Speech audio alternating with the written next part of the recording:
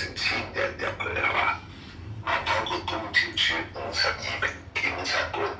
支持尹錫悅嘅群眾話要咧守護即係人民咧係出咗聲，因為佢知道尹錫悅係一個民選嘅總統。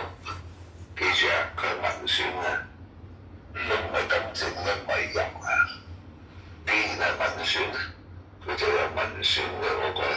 公權力㗎，係嘛？咁而家執政黨呢個國民力量亦都咧係有意願咧係嚟到組成人牆阻擋，所以咧呢一次喺韓國嘅反對派企圖舉行政變，咁當然啦，美國國務卿布林肯嚟過韓國咧，係親自為尹錫悅打氣，OK， 係嘛？同埋佢唔覺得孫達家言令係有任何嘅憲制嘅違反咁所以咧，韓國啲人咧終於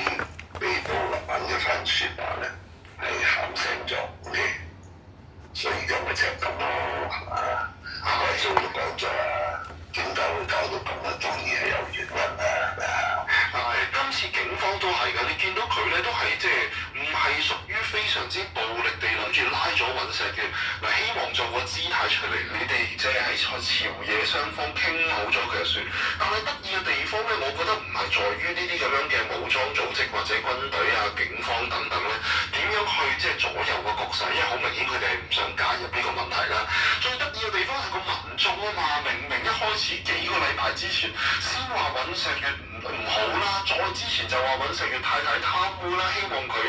即係要落台等等啦。而家突然間，嗰個民調又升翻去40%喎，即係做乜嘢咧？分分鐘而家可能講緊咧話，有機會佢會過半再選都係佢贏㗎。